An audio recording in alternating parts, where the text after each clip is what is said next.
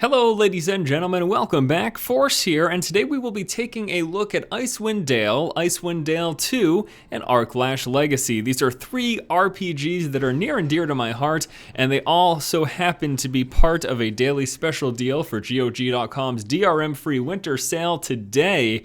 So I wanted to give you guys a little brief overview of each of these titles, and just give you my general impressions on them. So let's go ahead and get things started with the first game, Icewind Dale, an isometric party-based Dungeons and Dragons based RPG from Black Isle Studios. The game was released in 2000, actually on the exact same day as Diablo 2. It runs on the Infinity engine, which is the same one used by Baldur's Gate, and in many ways looks and feels the same. In fact, the user interface is more or less the same. Now, the biggest difference between Icewind Dale and Baldur's Gate is that Icewind Dale forgoes a deep and rich story and focuses on combat and character advancement.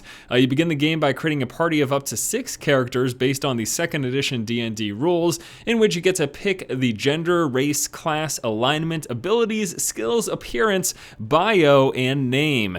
Yeah, that's a lot of things indeed. The game's got a little bit of a backstory. Basically what happens is you're a group of adventurers who arrive at Icewind Dale looking for work and are asked immediately to help with an encroaching danger. And immediately you and your ragtag team set off, slaying all of your enemies and saving the North. The game's combat itself features an active pause combat system in which you can pause at any time and issue tactical orders to your characters, and the characters themselves will be increasing in power as you level up and find better gear. So now moving on to Icewind Dale 2, released 2 years after the original in 2002, and that was the same year that we saw the release of The Elder Scrolls 3 Morrowind and Neverwinter Nights.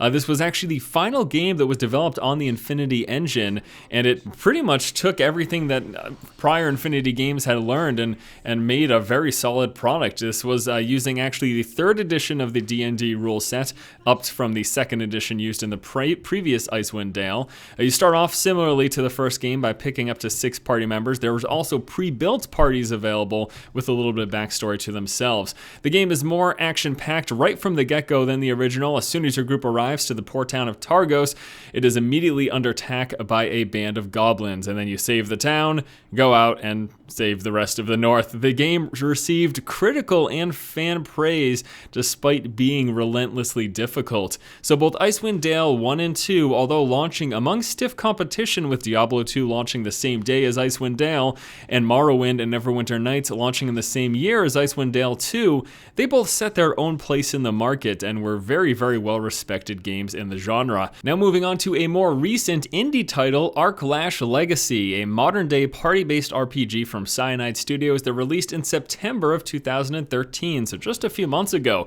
The game pulls inspiration from the Confrontation Figurines universe in terms of the setting and characters, but the gameplay itself is reminiscent to games like Icewind Dale and Icewind Dale 2. You've got an active pause system, you've got characters that you level up and equip, etc. In Aarklash Legacy, you play as a group of wheel swords who are hired mercenaries collecting riches for your employer, the Goldmongers. Shortly after the game begins, you find out that there's a price on your head, and you try to figure out exactly why this is happening. In the game, you start off with a party of 4 characters, which basically boils down to a tank, a healer, a rogue, and a mage, and then as you play through the game, you unlock 4 additional characters, allowing you to swap any new ones with old ones, making a new group of 4. Each character has 4 skills available to them, which can be specialized down one of 2 skill lines as you level up.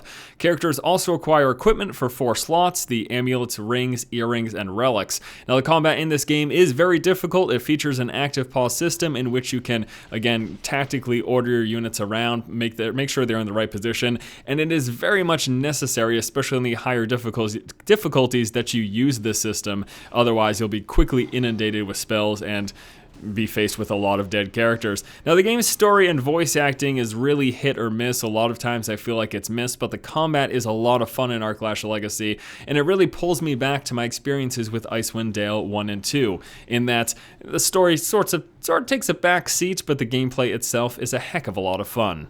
While it may be easy to overlook all three of these titles because of some of the behemoths in the RPG genre that launch at or around the same time as these games, they are in and of themselves a very fun experience. I have fond memories with the Icewind Dale games, and Aarklash Legacy, the game that launched this year, although not without its issue, is something that I very, very much so enjoyed. I love the combat, I love the look of the game, just all around I thought it was a great experience. And once again, all three of these games available as a daily special deal today at GOG.com's DRM free winter sale. So if you're interested in what you've seen here, go ahead and give it a look. And if you like this video content, please be sure to subscribe to my channel. Thank you guys so much for watching. Keep watching and keep owning.